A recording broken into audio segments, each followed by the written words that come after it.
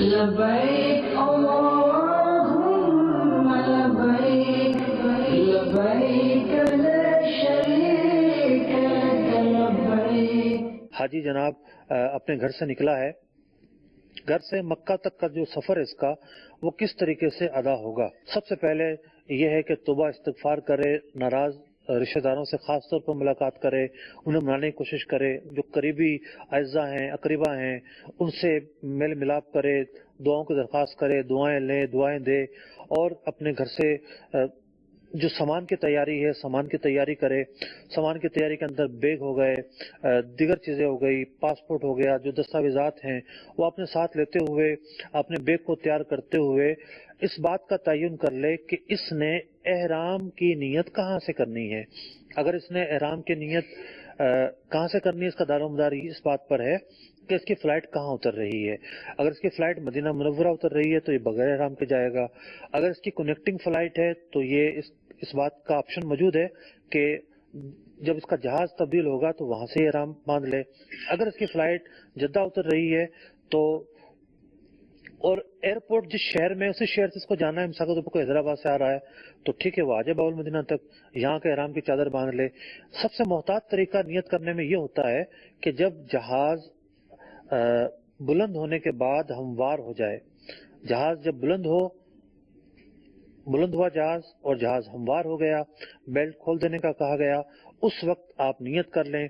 اور اس وقت نیت کرنے کا فائدہ یہ ہوگا، بندہ تھکا ہوتا ہے، آنکھ لگ جاتی ہے، میقات آ جاتا ہے، پتہ نہیں چلتا۔ میقات سے پہلے نیت کا پایا جانا ضروری ہے، ورنہ ایک واجب ترک ہو جائے گا اور آغاز ہی اس حالت پر ہوگا کہ بندہ پریشانیوں کا شکار ہو گیا۔ تو بات یہ ہو رہی تھی کہ احرام کی نیت کی جائے گی، احرام کی نیت کرنے کے بعد احرام کی ساری پابندیاں شروع ہو جائیں گی، بندہ مکہ مکرمہ جدہ جانے والا مکہ مکرمہ پہنچے گا اور مکہ مکرمہ پہنچ کر جو اپنے مناسک ہے اس کی ادائیگی شروع ہو جائے گی۔ یہ اس حاجی کے لیے تھا جس کی فلائٹ براہ راست جدہ اتر رہی ہے۔ اب کسی حاجی کی فلائٹ جو ہے وہ جدہ نہیں اتر رہی بلکہ اس کی وایا فلائٹ ہے، تو وایا فلائٹ والے سب سے پہلے احتیاط تو یہ کریں گے کہ اپنا احرام لیگیج میں نہیں ڈالیں گے۔ اگر لیگیج میں ڈال دیا تو وہ جہاز اگر سے تبدیل ہونا ہے، جہاز ریل گاڑی کی طرح نہیں ہے کہ تبدیل ہوا تو سامان آپ کو لینا پڑے گا، سامان خود بخود منتقل ہو جاتا ہے یا منتقل کر دیا جاتا ہے، آپ کے ہاتھ میں سامان نہیں آتا، آپ کے ہاتھ میں وہی تھیلا یا شاپنگ بیگ یا بیگ رہتا ہے، ہینڈ کیری کو ہینڈ کیری کہتے ہیں، ہینڈ کیری آپ کے ہاتھ میں رہتی ہے، تو اس ہینڈ کیری میں آپ اپنا احرام رکھیں اور اس بات کو کنفرم کر لیں کہ آپ کی جو اسٹے فلائٹ ہے وہ کتنے گھنٹے کی ہے۔ بعض اوقات 2 گھنٹے کا اسٹے ہوتا ہے، 3 گھنٹے کا اسٹے ہوتا ہے، یہاں سے جو فلائٹ ہے وہ 1 گھنٹہ لیٹ اڑی، 2 گھنٹے رہ گئے اور 1 گھنٹہ تو ویسے جہاز تک پہنچنے کے لیے چاہیے ہوتا ہے، تو وہاں آپ کو کتنا وقت مل رہا ہے؟ اگر آپ کے پاس اتنا وقت مل رہا ہے کہ وہاں آپ چادریں تبدیل کر سکتے ہیں تو وہیں تبدیل کریں،